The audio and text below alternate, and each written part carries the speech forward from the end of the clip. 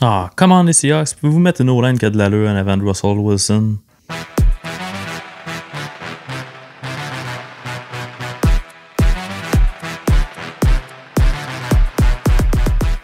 Bonjour tout le monde. Avant de parler des agents libres des Seahawks de Seattle, je vous invite à nous suivre sur notre nouveau channel YouTube, que ce soit sinon sur Twitter à SLucide et sur sportlucide.com. Sur Facebook aussi à Sportlucide. Bref, on est partout. Nos podcasts aussi sortent sur toutes les plateformes disponibles. Likez, commentez, on aime ça vous lire, partagez nos trucs, on aime ça. On grossit tranquillement, ça nous fait plaisir. Donc, ça va nous permettre de vous donner encore du contenu. Si vous aimez ça, bien entendu. Donc, pour ce qui est des Seahawks, comme j'ai dit en entrée de jeu, la O-line, ça fait une couple d'années que ça fait quand même défaut à Seattle. Puis c'est pas cette année que ça va se régler. Premièrement, ils ont signé Brandon Shell, qui est un starter très ordinaire. Il a signé 2 ans, 4,5 millions. Donc c'est pas un gros contrat. Mais avec le départ de German Ifedi et de George Fent, les deux qui étaient tackles, c'est sûr qu'il va devoir starter à droite. Donc ça fait mal un petit peu déjà que c'était pas fort à Seattle. Ensuite, ils ont signé BJ Finney qui peut jouer 60 ou garde, mais encore là, j'espère que c'est pour être dans un rôle de backup. Quand il est sur le terrain, ça va jamais très très bien pour le carrière qui est derrière lui. Par contre, l'aide qu'ils ont amené à Russell Wilson, c'est au poste de receveur. Pas que Philip Dorsett est un tant bon receveur, mais il court vite. 4.33 aux 40 verges. On se souvient que DK Metcalf aussi, 4.33 aux 40 verges l'année dernière. Et Tyler Lockett qui a couru 4.4 lui. Donc, 3 receveurs extrêmement rapides. On dirait qu'il copie un peu les champions du Super Bowl.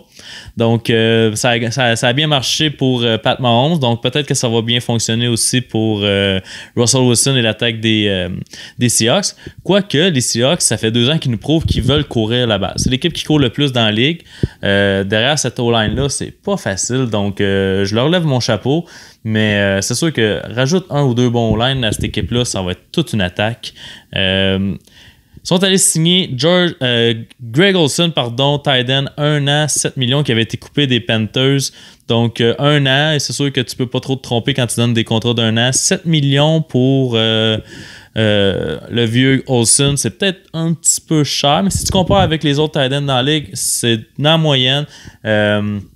Puis quand il n'est pas blessé, ben, il nous prouve, même en fin de carrière, qu'il était capable de donner des bonnes performances. Fait que je pense que ça peut faire du bien à cette attaque-là. Surtout que Will Disley est très très bon, mais là, je ne sais pas s'il va être capable de jouer. Il est magané dans le bas du corps. Il n'a pas fini de saison depuis qu'il est dans la ligue. Donc, je pense que c'est une belle acquisition. Mais en tout cas, je ne m'attends pas à grand-chose pour ce qui est de Greg Olsen personnellement. Et finalement, sur la D-line, ben là, ils ne seront pas capables de re-signer Jadeveon Clowney parce qu'ils n'ont pas beaucoup d'argent.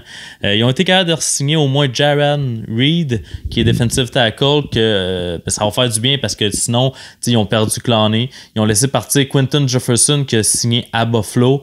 Et Ezekiel Andia, ben ça, c'est un gars de l'année passée qui n'a pas super payé, donc aussi qui va quitter.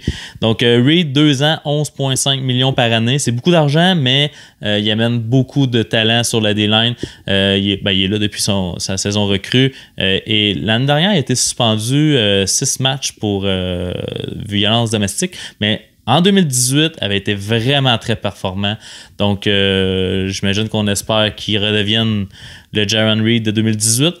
Et finalement, ben, il ramène un vieux DN qui ont drafté en 2012 en Bruce Irvin, qui est loin de remplacer Jadeveon Clowney, mais capable de mettre un petit peu de pression sur le carrière adverse en situation de passe. Donc, encore là, c'est une signature de second ordre, là. Donc, pour ce qui est des Seahawks en entier, un off-season très, très, très tranquille.